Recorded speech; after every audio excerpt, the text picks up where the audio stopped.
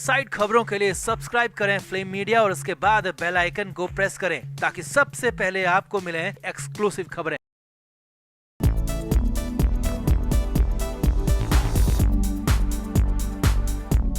पूरे देश में लोकसभा चुनाव चल रहा है। 3 चरण हो चुके हैं, 4 चरण अभी बाकी है और महाराष्ट्र में लोकसभा चुनाव के बीच बहुत बड़ा खलबली मचाने वाला बयान आया और ये बयान दिया है शरद पवार ने और कुछ ऐसा इस बार बोला है कि उद्धव ठाकरे के लिए मुश्किलें खड़ी हो सकती हैं, क्योंकि अंदर की बात कह दी। यहाँ तक कि उद्धव ठाकरे को मौका परस्त तक कह दिया, जिसके बाद उद्धव ठाकरे महाराष्ट्र के चुनाव में बुरे फंस सकते हैं, ऐसा ही माना जा रहा। तो क्या शरद पवार ने सब कुछ गलती से कह दिया या फिर ये पवार साहिब की कोई चाल है, पुराने धुरंधर पवार कोई चाल चल रहे हैं? ये सब कुछ आपको दिखाते हैं, बताते हैं। आप भी वीडियो को शेयर करें और कमेंट बॉक्स में अपनी राय जरूर दें।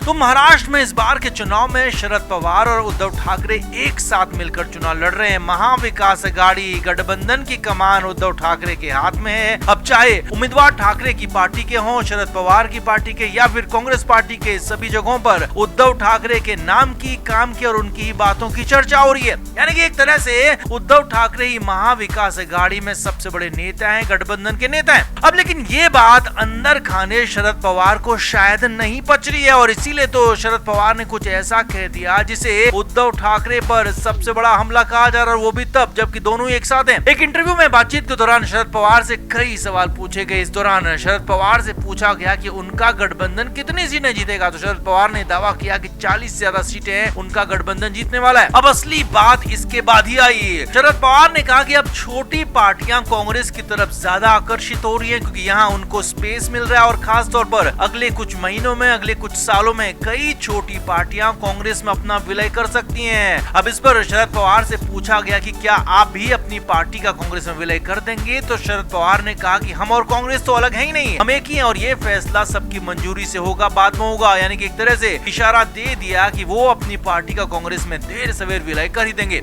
अब यहीं पर शरद पवार से पूछा गया कि क्या उद्धव ठाकरे की पार्टी में वो अपनी पार्टी का विलय करना चाहेंगे या फिर कांग्रेस में, तो यहाँ पर शरद पवार नाराज हो गए। जी हाँ, भले ही दोनों पार्टियां और दोनों ही नेता एक गठबंधन में है, लेकिन शरद पवार ने कहा कि हमारी और उद्धव ठाकरे की पार्टी भले ही एक साथ चुनाव लड़ रही है, लेकिन हम अलग अलग हैं, हमारी आइडेंटिटी अलग अलग है और हमारी सोच भी अलग है। हम किसी भी कंडीशन में समझौता नहीं करते हैं, खास तौर पर सत्ता के लिए तो मेरी पार्टी बिल्कुल भी समझौता नहीं करती। अब पवार ने आगे कहा कि दूसरी पार्टियां चाहे कुछ भी करती हो, इससे उनको कोई मतलब नहीं है। अब दूसरी पार्टियों से साफ साफ मतलब यहाँ पर उद्धव ठाकरे का ही निकाला गया। यानी कि एक तरह से शरद पवार ने कह दिया कि उनकी पार्टी तो सत्ता के लिए समझौता नहीं करती, लेकिन उद्धव ठाकरे की पार्टी समझौता करती है। उद्धव ठाकरे मौका परस्त हैं और इसीलिए तो बीजेपी का साथ छोड़कर विधानसभा चुनाव के बाद कांग्रेस के पास, एनसीपी के पास उद्धव ठाकरे चले आए। यानी कि उद्धव ठाकरे को शरद पवार ने साफ साफ मौका परस्त कह दिया, मौके पर चौका मारने वाला कह दिया और सबसे बड़ी बात, सत्ता के लिए कुछ भी करने वाला बता दिया। अब ये सब कुछ तब है जबकि शरद पवार और उद्धव ठाकरे एक ही गठबंधन में। अब हो सकता है कि सबकी तरह शरद पवार को भी डर सता रहा हो कि चुनाव के बाद, नतीजों के बाद उद्धव ठाकरे एक बार फिर से पलटी खा सकते हैं और एक बार फिर बीजेपी के साथ जा सकते हैं और इसीलिए उद्धव ठाकरे को प्रेशर में लाने के लिए ऐसा कह दिया हो। हालांकि शरद पवार ने ऐसा जानबूझकर कहा या फिर गलती से उनके मुंह से निकल गया, ये तो नहीं पता, लेकिन हाँ ये साफ है कि शरद पवार उद्धव ठाकरे को लेकर सच बोल गए, उनके मुंह से सब कुछ सच सच निकल आया है। तो आपका शरद पवार के इस बयान पर, इस पूरे सच पर क्या कहना है, कमेंट बॉक्स में जरूर बताएं। वीडियो को शेयर भी करें।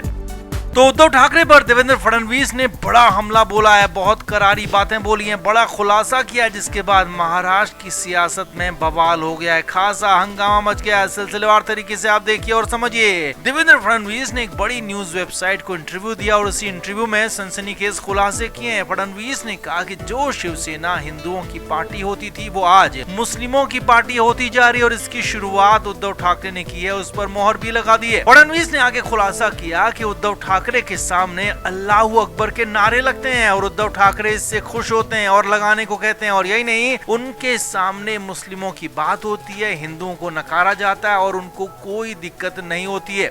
आगे देखिए, फडणवीस ने कहा कि बाला साहब ठाकरे संबोधन शुरू करने से पहले कहते थे कि मेरे हिंदू भाई और बहनों, लेकिन उद्धव ठाकरे ऐसा नहीं कहते, बल्कि उनका संबोधन मुस्लिमों के लिए होता है। यही नहीं, फडणवीस ने कहा कि बाला साहब ठाकरे हिंदू हृदय सम्राट कहे जाते थे और वही बाला साहब ठाकरे अब जनाब हो गए हैं। उद्धव ठाकरे की पार्टी में उनको जनाब कहा जाने लगा है, जो कि मुस्लिमों का संबोधन होता है। और यही नहीं, जनाब बाला साहब ठाकरे के नाम से कैलेंडर तक छपने लगे हैं, जो कि उर्दू भाषा में कैलेंडर छप रहे हैं शिवसेना के। और ये सबसे ज्यादा हैरानी वाली बात है कि उद्धव ठाकरे ने शिवसेना का पूरी तरह से मुस्लिमीकरण कर दिया है। फडणवीस ने आगे कहा कि उद्धव ठाकरे का इतना ज्यादा मुस्लिमीकरण हो चुका है कि अब उनके साथ गठबंधन की संभावना बिल्कुल भी नहीं है। उन्होंने कहा कि ठीक है कि हमारी उनसे कोई व्यक्तिगत दुश्मनी नहीं है, लेकिन उनसे राजनीतिक तौर पर दिक्कत और ज्यादा बढ़ गई है। अब उनके साथ दोस्ती सियासी तौर पर बिल्कुल भी नहीं हो सकती है, उनके साथ अब काम नहीं किया जा सकता है। देवेंद्र फडणवीस ने यह भी याद दिलाया कि हालांकि प्रधानमंत्री मोदी ने उद्धव ठाकरे को लेकर कहा कि उद्धव ठाकरे हमारे दुश्मन नहीं है, और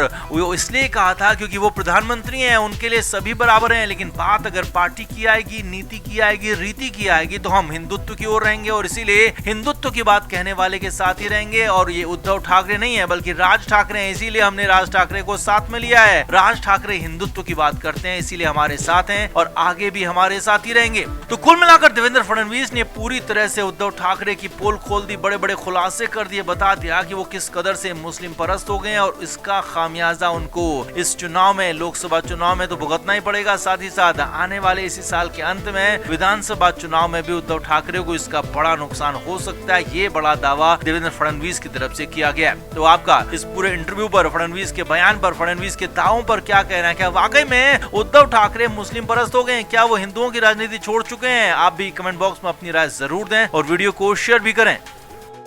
तो महाराष्ट्र में उद्धव ठाकरे भले ही बड़े बड़े दावे कर रहे हैं, बड़े बड़े वादे भी कर रहे हैं, लेकिन खुद उनकी नाव मझधार में खड़ी है, उनकी नाव डूबती हुई दिख रही है, क्योंकि हर बार बार उनके लिए मुश्किलें बढ़ती जा रही हैं। और इस बार तो उनका बहुत बड़ा करीबी ही उनसे छीन लिया गया, और वो भी उनके ही गढ़ से। मुख्यमंत्री शिंदे ने मास्टर स्ट्रोक मारा है। असल में नासिक इलाके में अभी वोटिंग हुई नहीं है और नासिक को शिवसेना उद्धव ठाकरे गुट का गढ़ माना जाता है। यहाँ पर उन्हें अच्छी खासी उम्मीदें भी हैं, लेकिन नासिक में, जी हाँ, इसी नासिक में उद्धव ठाकरे के सबसे बड़े नेता ने ही उनका साथ छोड़ दिया है। नासिक में शिवसेना यूबीटी के जिला अध्यक्ष विजय करंजकर ने पार्टी छोड़ दी है, उद्धव ठाकरे का साथ छोड़ दिया और भारी नाराजगी के बाद उद्धव ठाकरे का साथ अपने कार्यकर्ताओं के साथ छोड़ा। जी हाँ, विजय करंजकर के साथ बड़ी संख्या में नेता कार्यकर्ता भी ठाकरे गुट को छोड़कर मुख्यमंत्री एकनाथ शिंदे के गुट में शामिल हो गए। और इससे भी बड़ी बात, ये सब कुछ वोटिंग से ठीक पहले हुआ है। जी हाँ, असल में विजय करंजकर लोकसभा चुनाव में उद्धव ठाकरे से लोकसभा का सांसद का टिकट मांग रहे थे, लेकिन उन्हें टिकट दिया नहीं गया।